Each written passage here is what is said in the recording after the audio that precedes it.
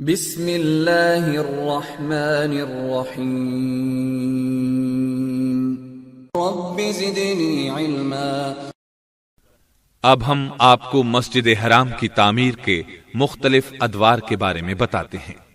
جی ہاں، پہلے پہل مسجد حرام چھوٹی سی تھی، اس کے ارد گرد دیوار بھی نہیں تھی، بلکہ گھروں نے مسجد حرام کو گھیر رکھا تھا۔ گھروں میں مسجد کی طرف دروازے کھلتے تھے، لوگ ادھر ادھر سے آتے جاتے رہتے تھے، اس طرح نمازیوں کو دقت ہوتی تھی۔ سیدنا عمر بن خطاب رضی اللہ عنہ نے بہت سے گھر خرید کر گرا دیے۔ جن لوگوں نے اپنے گھروں کو فروخت کرنے سے انکار کیا، ان کے گھر گروا کر گھروں کی قیمت بیت المال میں رکھ دی۔ آخرکار انہوں نے یہ قیمت لے لی۔ پھر سیدنا عمر رضی اللہ عنہ نے مسجد کے ارد گرد 4 دیواری تعمیر کروا دی، جو زیادہ اونچی نہیں تھی۔ سیدنا عمر رضی اللہ عنہ نے لوگوں سے فرمایا، کعبہ پہلے سے بنا ہوا تھا، تم بعد میں رہنے لگے ہو، لہذا خالی جگہ کعبے کا صحن ہے نہ کہ تمہارا۔ یہ 17 ہجری کی بات ہے، جب سیدنا عمر رضی اللہ عنہ عمرہ کرنے کے لیے تشریف لائے تھے اور مکہ مکرمہ میں 20 دن ٹھہرے تھے۔ سیدنا عثمان رضی اللہ عنہ کے دور میں لوگ زیادہ ہو گئے تو انہوں نے مسجد کی مزید توسیع فرمائی۔ کچھ لوگوں سے گھر خرید لیے، جنہوں نے بیچنے سے انکار کیا ان کے گھر زبردستی گرا دیے۔ لوگوں نے شور و غل مچایا تو آپ نے انہیں بلا کر فرمایا، میری نرمی اور تحمل نے تمہیں جرأت دلا دی ہے، ورنہ سیدنا عمر رضی اللہ عنہ نے بھی یہی کچھ کیا تھا۔ اس وقت تو کوئی نہیں بولا تھا، میں نے تو انہی کا طریقہ اختیار کیا ہے جس پر تم چیخنے چلانے لگے ہو۔ پھر آپ نے انہیں قید کرنے کا حکم دیا، مگر پھر عبداللہ بن خالد بن اسید کی سفارش پر انہیں چھوڑ دیا۔ سیدنا عثمان رضی اللہ عنہ نے یہ توسیع 26 ہجری میں فرمائی۔ پھر سیدنا عبداللہ بن زبیر رضی اللہ عنہ نے مسجد کے مشرقی سمت سے توسیع کی، اور یہ بالائی حصہ تھا جو مسجد کی شامی اور یمنی جانب واقع تھا۔ اس توسیع میں کتاب اخبار مکہ کے مصنف علامہ ازرقی کے جد امجد ازرق کا نصف گھر بھی شامل ہو گیا تھا۔ یہ حصہ سیدنا عبداللہ بن زبیر رضی اللہ عنہ نے ان سے 10,000 دینار سے زائد رقم دے کر خریدا تھا۔ اس کے بعد بنو عباس کے دوسرے خلیفہ ابو جعفر منصور نے مسجد کی شامی اور مغربی جانب توسیع کی۔ اس توسیع کی ابتدا محرم الحرام 137 ہجری میں ہوئی اور ذی الحج 140 ہجری میں تکمیل ہوئی۔ ابو جعفر منصور کی توسیع مسجد حرام کے پہلے رقبے سے نصف پر مشتمل تھی۔ گویا اس طرح مسجد کا رقبہ پہلے سے 1.5 گنا بڑھ گیا۔ پھر ابو جعفر منصور کے بیٹے مہدی نے مسجد کی بالائی، یمنی اور مغربی جانب اپنے والد کی توسیع سے آگے مزید توسیع کی۔ مہدی کے دور میں توسیع 2 مرتبہ ہوئی۔ پہلی مرتبہ 160 ہجری میں، جب اس نے اپنے والد کی توسیع سے آگے 2 برآمدے مزید تعمیر کیے۔ دوسری مرتبہ 167 ہجری میں توسیع ہوئی۔ اس توسیع کا حکم اس نے اس وقت دیا جب 164 ہجری میں وہ اپنا دوسرا حج کرنے آیا۔ یہ توسیع شروع اس کے آخری دور میں ہوئی اور مکمل اس کے بیٹے موسیٰ ہادی کے دور میں ہوئی، کیونکہ موت نے مہدی کو زیادہ مہلت نہ دی۔ مہدی نے مسجد حرام کی توسیع و تعمیر میں بہت زیادہ مال خرچ کیا، کیونکہ مسجد میں شامل کی جانے والی 1 ہاتھ مربع زمین کی قیمت 25 دینار میں پڑی، اور وادی میں داخل کی جانے والی 1 ہاتھ مربع زمین کی قیمت 15 دینار میں پڑی، جبکہ سنگ مرمر کے ستون شام اور بعض دیگر ممالک سے جدہ کی بندرگاہ تک پہنچے، جن کو بعد میں چھکڑوں پر لاد کر مکہ مکرمہ تک لایا گیا۔ اس کی توسیع کو ان امور میں شمار کیا جاتا ہے جن پر بے انتہا اخراجات ہوئے۔ اس کے بعد دارالندوہ میں توسیع ہوئی۔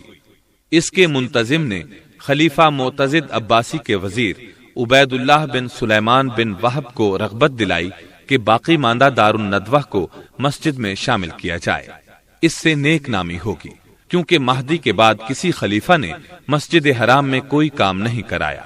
منتظم نے مکہ مکرمہ کے قاضی محمد بن احمد مقدمی اور مکہ مکرمہ کے امیر اج بن حاج سے بھی درخواست کی کہ وہ دار الندوہ کے بارے میں ایسی ہی تجویز خلیفہ کے سامنے پیش کریں۔ یہ شخص معتزد باللہ کا آزاد کردہ غلام تھا، اس نے بھی تجویز لکھ بھیجی۔ جب یہ تینوں درخواستیں معتزد کے پاس پہنچی تو اس نے حکم دیا دار الندوہ کو مسجد کی شکل دے کر بڑی مسجد سے ملا دیا جائے۔ اس مقصد کے لیے اس نے بڑی رقم مختص کی۔ دار الندوہ کی پرانی عمارت گرا کر سارا ملبہ نکال دیا گیا، پھر اصل بنیاد پر مسجد بنا دی گئی۔ اس میں ستون، محراب اور برآمدے بنائے گئے، ان کی چھت لکڑی کی ڈالی گئی، اس پر سونے کی پالش اور کشیدہ کاری کی گئی۔ پھر بڑی مسجد کی دیوار میں 12 دروازے بنائے گئے۔ ان کے علاوہ اس عمارت میں 3 دروازے اور رکھے گئے جو ارد گرد کی سڑکوں پر کھلتے تھے۔ مینار بھی تعمیر کیا گیا، چھت پر کنگروں والا جنگلہ بنایا گیا۔ اس سارے کام میں 3 سال کا عرصہ لگا اور یہ تمام کام قریباً 284 ہجری میں مکمل ہوا۔ عباسی خلیفہ مقتدر باللہ کے دور میں 306 ہجری میں باب ابراہیم کا اضافہ ہوا۔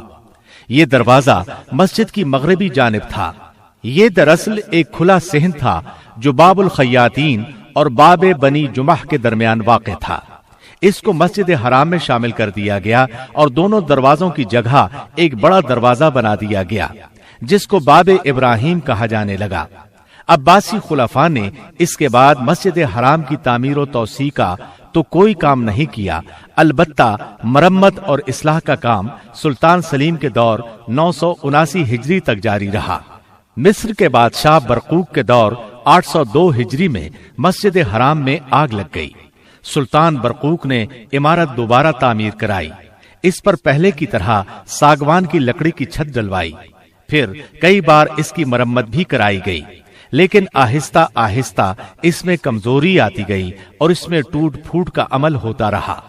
سلطان سلیم کے سامنے جب یہ صورتحال پیش کی گئی تو اس نے اس کو گرا کر نئی عمارت بنانے کا حکم دیا اور کہا کہ چھت لکڑی کی نہ ڈالی جائے بلکہ اس کو گنبدوں کی شکل میں بنایا جائے۔ یہ کام 979 ہجری میں شروع ہوا، لیکن سلطان سلیم تعمیر مکمل ہونے سے پہلے ہی فوت ہو گئے۔ پھر ان کے بیٹے سلطان مراد سوم نے اس کام کو مکمل کیا۔ تعمیر نو کا یہ کام 984 ہجری میں مکمل ہوا۔ عباسی خلیفہ مقتدر باللہ کے دور میں مسجد حرام میں جو توسیع ہوئی تو اس کے بعد 1069 برس تک مسجد حرام کا رقبہ اتنا ہی رہا۔ البتہ ارد گرد عمارات بنتی رہیں، بلکہ آہستہ آہستہ مسجد کی طرف سرکتی رہیں۔ سعی والی جگہ کا بھی یہی حال رہا کہ اس کے اور مسجد حرام کے درمیان کئی منزلہ عمارات تھیں۔ سعی والی جگہ کی صورت ایک تنگ گلی کی سی ہو کر رہ گئی، اس کے ارد گرد دکانیں تھیں۔ اب مسجد حرام اپنے محدود رقبے کی وجہ سے زائرین کے لیے تنگ ہو رہی تھی۔ حاجیوں کی تعداد اب اتنی کم نہیں رہی تھی جتنی جانوروں اور بادبانی کشتیوں کے زمانے میں تھی، بلکہ ذرائع آمد و رفت کی ترقی کی وجہ سے اب تعداد کئی گنا بڑھ چکی تھی۔ اب جانوروں کی بجائے نئی بسیں، کاریں اور تیز ترین ہوائی جہاز ایجاد ہو چکے تھے۔ بادبانی کشتیوں کی بجائے تیز رفتار دیو ہیکل باہری جہاز کا دور آ چکا تھا۔ اتنی بڑی تعداد کے لیے یہ مسجد بہت تنگ پڑ گئی تھی۔ جوں دن گزر رہے تھے، حجاج اور زائرین کی تعداد میں بے انتہا اضافہ ہو رہا تھا۔ مکہ مکرمہ کے رہائشی اور حجاج سبھی اس تنگی کو بری طرح محسوس کر رہے تھے، لیکن تعجب کی بات یہ کہ 1000 سال سے زیادہ مدت تک کسی مسلمان بادشاہ یا حاکم نے اس کی توسیع میں ایک بالشت زمین کا اضافہ کیا اور نہ اس کی فکر کی۔ 1370 ہجری میں مسجد نبوی کی توسیع کا آغاز ہوا۔ 5 محرم 1375 ہجری میں مسجد نبوی کی توسیع کا کام پورا ہونے پر سرکاری طور پر اعلان کیا گیا کہ مسجد نبوی کی توسیع کے دوران استعمال ہونے والی تمام مشینری اور جملہ آلات کو مکہ مکرمہ منتقل کر دیا جائے تاکہ فوری طور پر مسجد حرام کی توسیع کے منصوبے کا آغاز ہو سکے۔ شاہ عبدالعزیز بن عبد الرحمن آل سعود رحمت اللہ علیہ نے حرمین شریفین کے معاملات پر بہت زیادہ توجہ دی، چنانچہ انہوں نے مسجد کی مرمت کا حکم دیا۔ اس حکم کے تحت حرم میں سنگ مرمر لگایا گیا، نئے سرے سے رنگ کیا گیا، دروازے اور برآمدوں کے فرش درست کیے گئے۔ شاہ عبدالعزیز پہلے شخص ہیں جنہوں نے سعی والی گلی کا فرش لگوایا، اس کے اوپر سائبان کی تجدید کرائی، جبکہ مسعی یعنی سعی کرنے کی جگہ پر سب سے پہلے شاہ شریف حسین بن علی نے 1339 ہجری میں سائبان لگوایا تھا۔ مسجد حرام میں پہلی توسیع شاہ سعود بن عبدالعزیز کے دور میں ہوئی۔ مسعی کے دونوں جانب بنے ہوئے گھر گرا دیے گئے اور مسعی کی 2 منزلیں بنائی گئیں۔ پہلی منزل میں صفا سے مروہ جانے اور مروہ سے صفا واپس آنے کے لیے الگ الگ راستے بنائے گئے۔ درمیان میں ایک چھوٹا سا جنگلہ لگا دیا گیا تاکہ جانے اور آنے کے راستے جدا جدا رہیں۔ پہلی منزل میں 16 دروازے لگائے گئے۔ دوسری منزل پر جانے کے لیے 2 راستے بنائے گئے، ایک صفا دوسرا مروہ کے پاس۔ پھر جنوبی جانب کی عمارت گرائی گئی اور 2 منزلہ خوبصورت برآمدہ بنایا گیا۔ مسعی کے سوا باقی توسیع شدہ عمارت کے نیچے تہخانے بنائے گئے۔ پھر مغربی اور شمالی جانب میں بھی جنوبی توسیع کی طرح توسیع کی گئی اور ان دونوں جانب بھی وہی کچھ بنایا گیا جو جنوبی جانب بنایا گیا تھا۔ دروازوں کی تعداد بھی بڑھائی گئی، چھوٹے بڑے سب مل کر 51 دروازے بن گئے۔ توسیع کے دوران پرانے 7 مینار گرا کر 7 نئے مینار بنائے گئے۔ اس طرح سعودی دور کی پہلی توسیع میں 1,53,000 مربع میٹر کا اضافہ کیا گیا اور مسجد کا کل رقبہ 1,80,850 مربع میٹر ہو گیا۔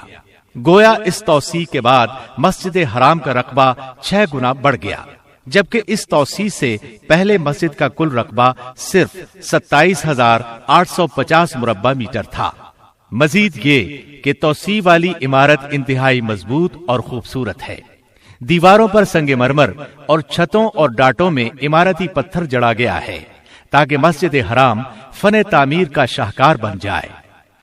شاہ فہد نے حرم کی طرف بہت توجہ دی اور بڑی دریا دلی سے خرچ کیا۔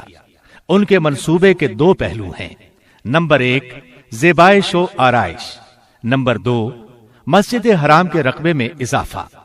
رقبے میں اضافہ تو اس طرح کیا گیا کہ مغربی جانب باب عبدالعزیز سے باب عمرہ تک 2 منزلہ عمارت اور تہخانے بنائے گئے اور مسجد کی چھت کو بھی نماز کی ادائیگی کے قابل بنا دیا گیا۔ وہاں کھلے صحن تعمیر کیے گئے، ان میں 80,000 سے زائد افراد نماز پڑھ سکتے ہیں۔ بجلی کے ذریعے چلنے والی سیڑھیوں کے لیے 3 مقامات بنائے گئے۔ گویا کے توسیع کی سابقہ 2 منزلوں کے اوپر تیسری منزل کا بھی اضافہ کیا گیا ہے۔ اس توسیع میں باب الملک فہد کے نام سے ایک عظیم دروازہ بنایا گیا۔ اس کے ساتھ 14 چھوٹے دروازے بھی ہیں۔ تہخانوں میں جانے کے لیے 2 راستے بنائے گئے ہیں۔ اس توسیع کے بعد اب مسجد میں داخل ہونے کے لیے 4 بڑے اور 54 چھوٹے دروازے ہیں۔ تہخانوں میں داخل ہونے کے لیے 6 الگ راستے ہیں۔ اس کے علاوہ دوسری منزل پر جانے کے لیے بھی کئی راستے اور بجلی کے ذریعے چلنے والی سیڑھیاں موجود ہیں۔ مسجد کے 7 سابقہ میناروں میں بالکل انہی جیسے 2 اور میناروں کا اضافہ کیا گیا ہے۔ اس طرح میناروں کی تعداد اب 9 ہو گئی ہے۔ اس نئے اضافے کا رقبہ 76,000 مربع میٹر ہے۔ یہ رقبہ پہلی سعودی توسیع سے پہلے کی مسجد حرام کے رقبے سے 3 گنا ہے۔ اس کا مطلب یہ ہے کہ دونوں سعودی توسیعات سے مسجد حرام کا رقبہ 9 گنا بڑھ گیا ہے۔ اس کے علاوہ نمازیوں کے لیے مسجد کی مشرقی جانب مساح سے متصل نئے میدان بھی بنائے گئے ہیں۔ ان کو مشرقی صحن کہا جاتا ہے۔ جبل ابی قبیس کے دامن میں شاہی محلات واقع ہیں جن کا رقبہ قریباً 40,000 مربع میٹر ہے۔ ان میں وہ تمام سہولیات مہیا کی گئی ہیں جن کی نمازیوں کو ضرورت پیش آ سکتی ہے۔ اس کے ساتھ ساتھ جنوبی اور مغربی جانب بھی وسیع صحن تیار کیے گئے ہیں۔ ان میں سفید سنگ مرمر کا فرش لگایا گیا ہے تاکہ جب نمازی زیادہ ہوں تو یہاں بھی لوگ نماز ادا کر سکیں۔ حج کے دنوں میں خاص طور پر یہاں نمازیں ادا کی جاتی ہیں۔ حرم کی توسیع اور آرائش و زیبائش یقیناً اپنی جگہ ایک انتہائی اہم کام ہے، لیکن تمام نمازیوں کو ایک امام کے پیچھے اکٹھا کرنا اس سے کہیں بڑھ کر اہمیت کا حامل ہے۔ واقعہ یہ ہے کہ ایک امام کے پیچھے اکٹھے نماز ادا کرنے سے پہلے حرم میں مختلف مکتبہ ہائے فکر کے ائمہ کی الگ الگ جائے نماز ہوتی تھی۔ امام مالک رحمت اللہ علیہ کے پیروکار ایک جگہ نماز ادا کرتے تھے تو امام شافعی رحمت اللہ علیہ کے پیروکار دوسری جگہ۔ اسی طرح امام احمد بن حنبل رحمت اللہ علیہ کے معتقدین کا مصلی جدا مقام پر تھا، اور امام ابو حنیفہ رحمت اللہ علیہ کے پیروکار الگ جگہ پر نماز ادا کیا کرتے تھے۔ ان میں سے ہر مقام پر الگ امام نماز پڑھایا کرتا تھا۔ اذان تو ایک ہی ہوتی تھی، جبکہ نماز الگ الگ 4 مقامات پر مختلف اوقات میں ادا کی جاتی تھی۔ سب سے پہلے امام احمد بن حنبل رحمت اللہ علیہ کے پیروکار نماز ادا کرتے، ان کے بعد امام شافعی رحمت اللہ علیہ کے ماننے والے، پھر امام مالک رحمت اللہ علیہ کے پیروکار، اسی طرح سب سے آخر میں امام ابو حنیفہ رحمت اللہ علیہ کے طریق پر چلنے والے اپنی نماز ادا کیا کرتے تھے۔ ہر مصلی کا الگ امام مقرر کرنے کی بدعت عثمانیوں نے شروع کی تھی، جو شاہ عبدالعزیز بن عبد الرحمن آل سعود کی آمد تک جاری رہی۔ شاہ عبدالعزیز نے یہ تمام طریقے ختم کر دیے جو مسلمانوں کی زندگی کو عیبدار بنا رہے تھے، اور تمام امور کو رسول اللہ صلی اللہ علیہ وسلم اور سلف صالحین کے عہد کی طرف لوٹاتے ہوئے مسلمانوں کو ایک امام کی اقتداء میں نماز ادا کرنے